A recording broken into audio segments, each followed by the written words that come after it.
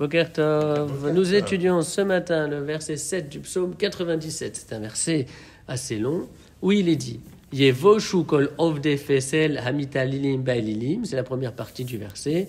Ishtachavulo kol Elohim. C'est la deuxième partie du verset. Alors de quoi s'agit-il? Yevoshu kol ovde fesel. Ils seront emplis de ce sentiment de boucha, de ce sentiment de honte.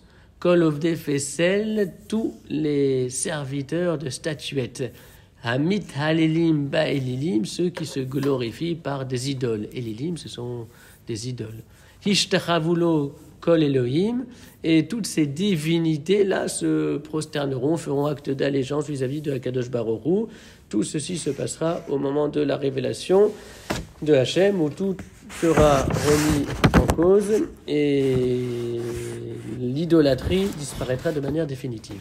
Alors, disons quelques mots sur ce verset où il est dit Yevoshu kol ovde fesel. Ils seront emplis de honte, tous ces serviteurs de fesel. Fesel, on l'a traduit par statuette. Pesel vient du verbe lifsol. Lifsol, c'est tailler, graver. En fait, le pesel, nous dit le Rav Hirsch, c'est un corps qui a été extrait de la pierre ou qui a été gravé dans du bois et à qui on a prêté un pouvoir divin.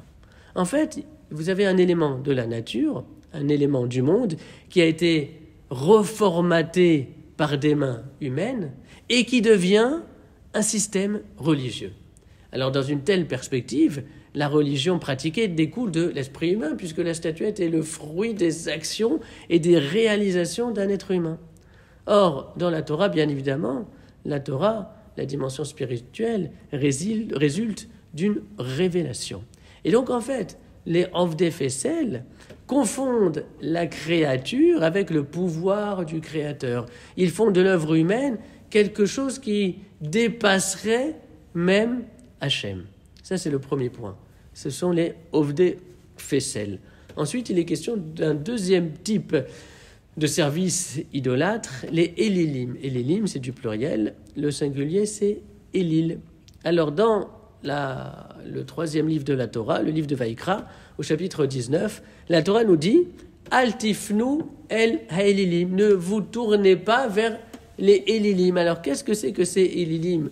Rashi écrit que le mot Elil vient de la racine al.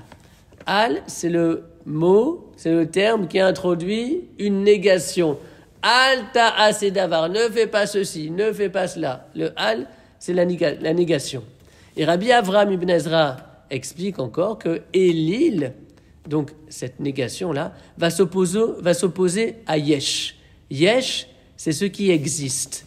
Et donc, d'une certaine manière, si le Elil s'oppose au Yesh, cela veut dire que le Elil se renvoie au nihilisme, c'est-à-dire à la philosophie du néant, c'est-à-dire à cette conception du monde que de toute façon rien ne vaut rien, que rien n'existe, Dieu n'existe pas, le monde futur n'existe pas, il y a simplement le fonctionnement de la vie biologique et qui s'étend dans le temps, et puis c'est tout.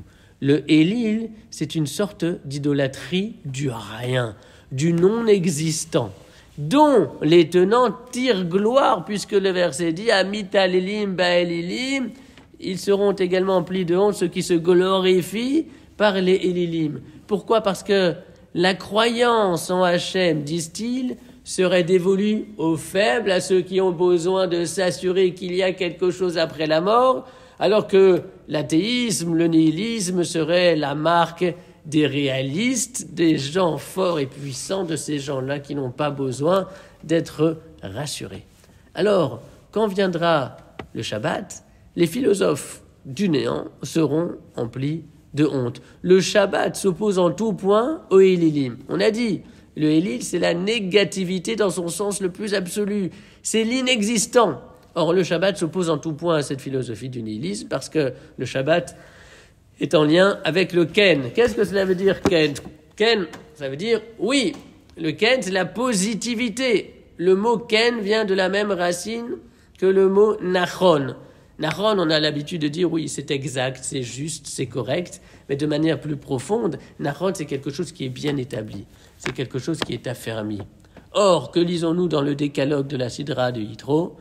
Alken, Berach Hashem et Yom HaShabbat. Alken, d'habitude on traduit c'est pourquoi Hashem a donné sa bénédiction au jour du Shabbat. Mais en deuxième lecture, cela veut dire Alken, c'est en se fondant, se basant sur le Ken, sur toute cette positivité et cette existence de la source de l'existence. C'est en cela que Hashem a donné sa bracha au jour du Shabbat.